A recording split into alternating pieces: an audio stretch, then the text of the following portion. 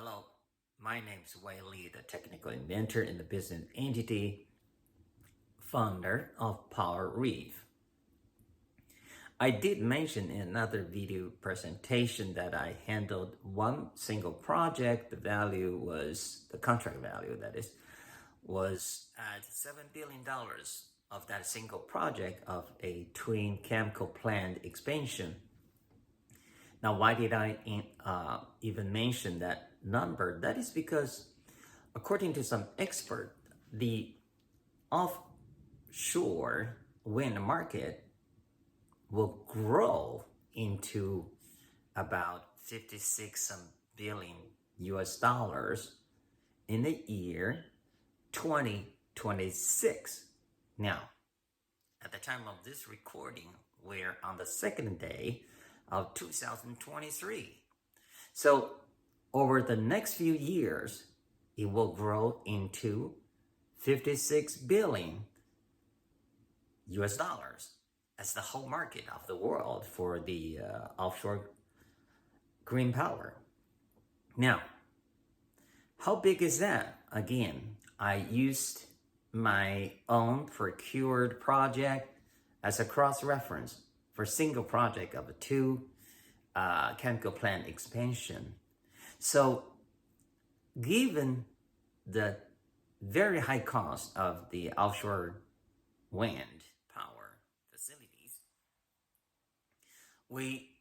I guess it would be fair and reasonable to come up to the conclusion that $56 billion market in 2026 does not sound very promising, does it? Now, let's look at it. Why the business decisions are not made at all those big power players to take a deep dive into the offshore wind market? Well, the cost to begin with is too high.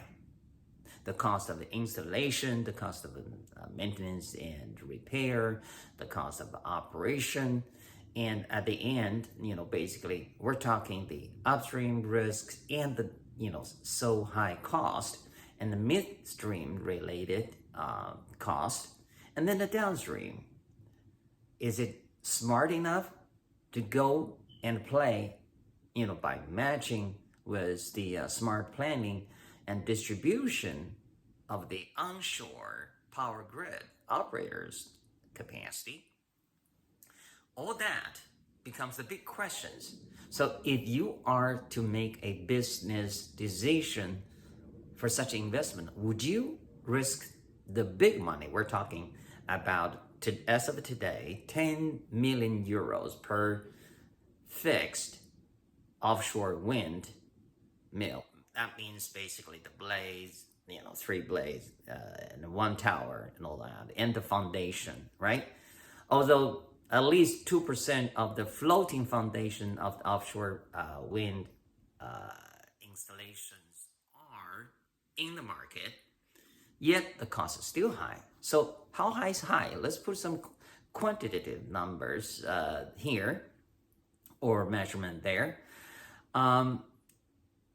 Supposedly, the objectives are to bring down what they call the real levelized cost per megawatt hour down to projected $70 to $80 per megawatt hour, right?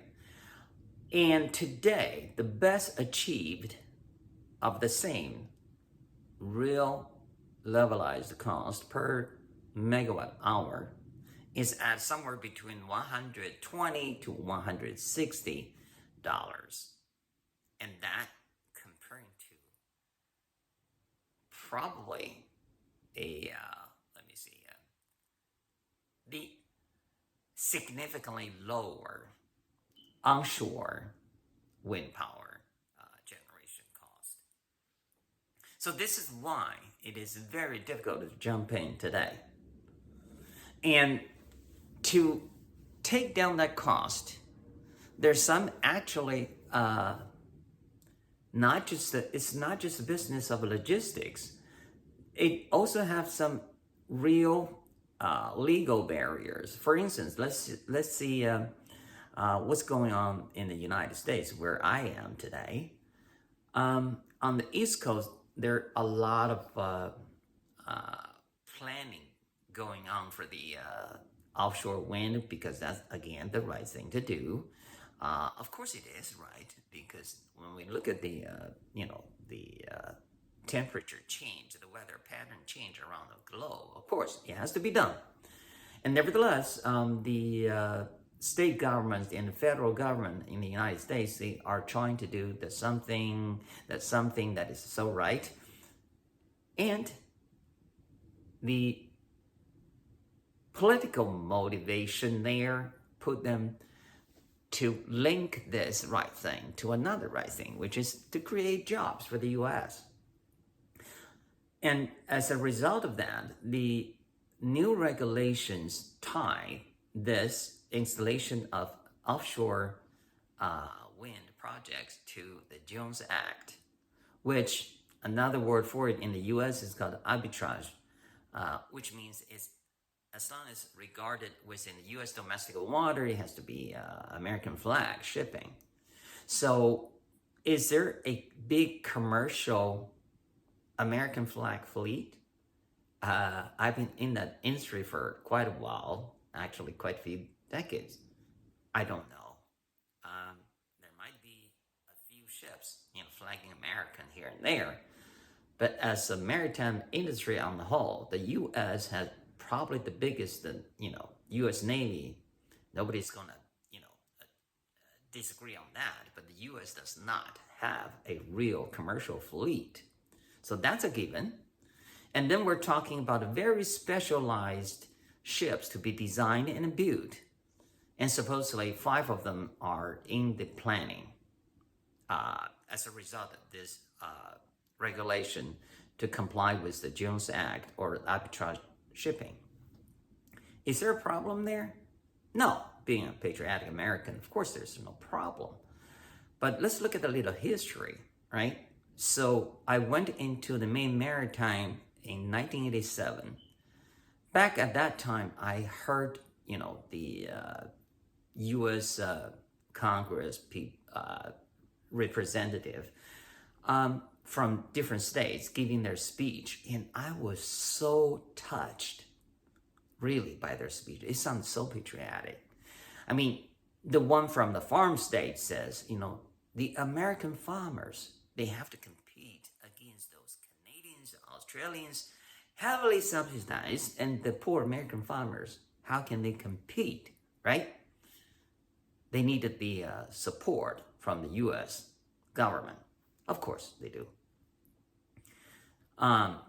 Then I also heard another speech from actually back then my home state, where I, when I was at the Maritime, and the Congress representative from state of Maine was talking about the patriotic American fleet and American shipbuilding industry. And of course, I've been in the maritime industry, and of course I want to hear that, and of course I want to see the American flags, the ships all over the world, just where the great U.S. Navy is protecting supposedly our maritime, our shipping, right? Well, then I thought about it. How can you have the two things working at the same time? Because if the American farmers are out there competing, the shipping costs, can they afford American flag shipping? Because if it is American flag, as required, the shipbuilding in America, so the ship procurement costs, obviously you don't compare that to the Chinese ships built in the Chinese yard, right? Of course, that's a great thing. One, it does create jobs for the Americans, but two, also for the defense consideration, you do need it. But do we have it?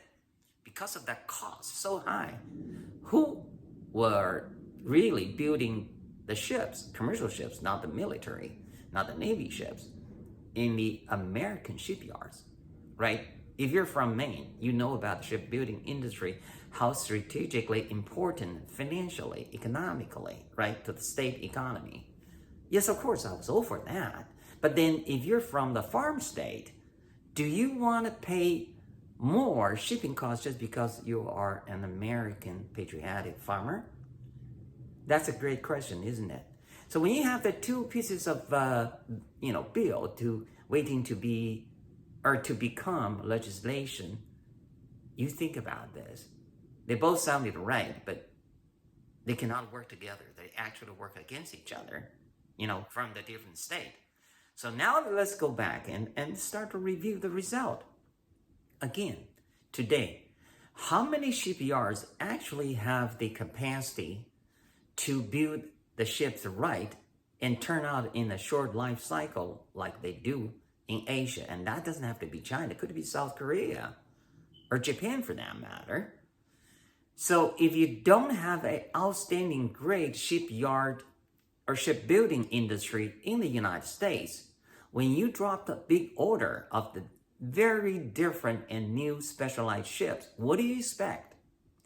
First, technically, about the quality, because everything involved, required, are they there? Because basically in the past couple of decades, the American shipyards are pretty much doing the Navy works, right?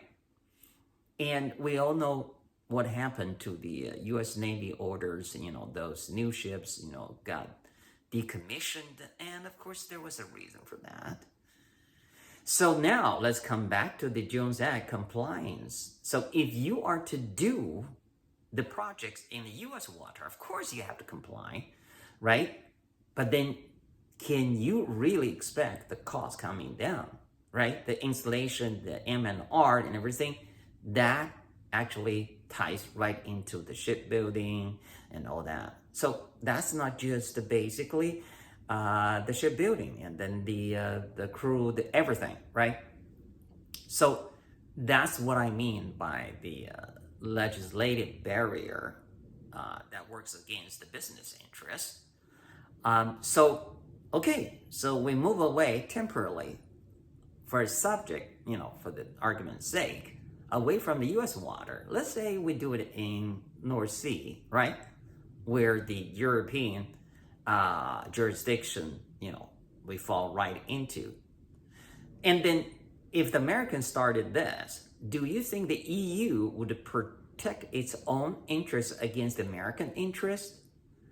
And then what are the available technologies out there, right?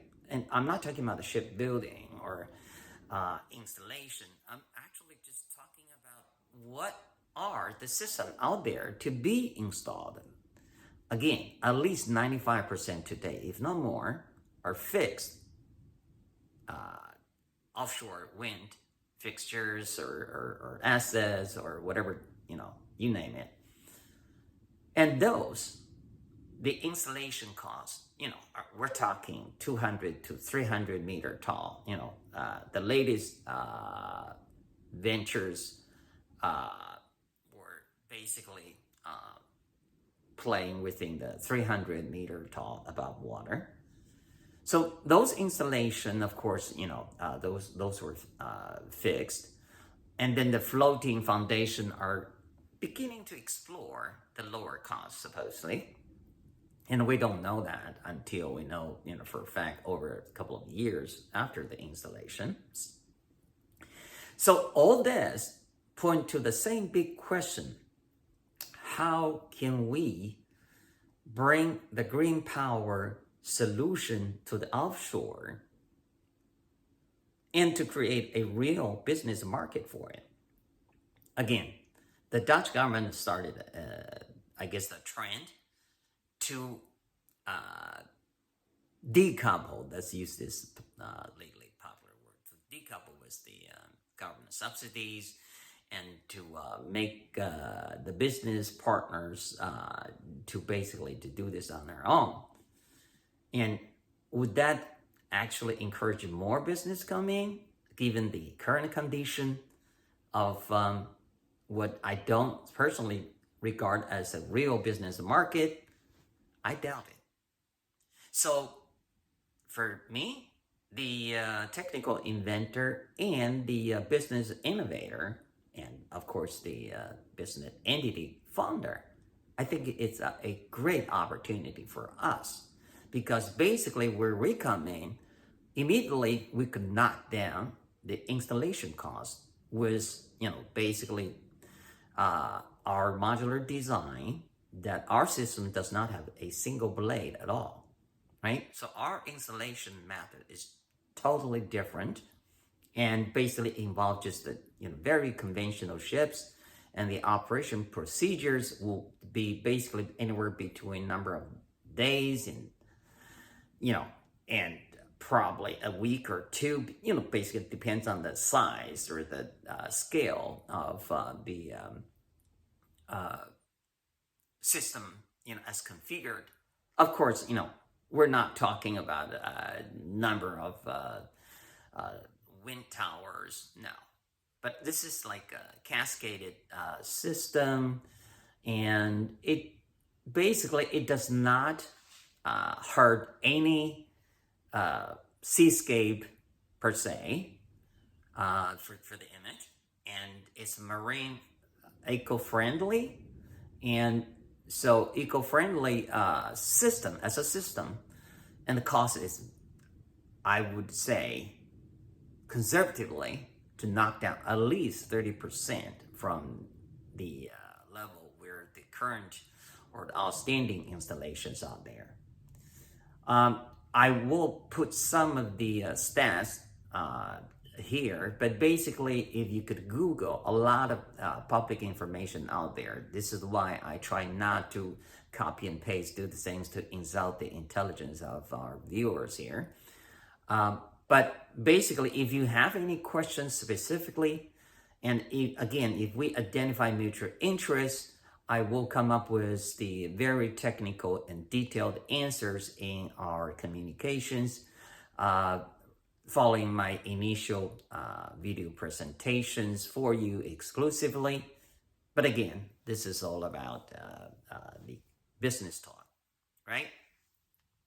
So until then, probably I'll see you another video. Ciao.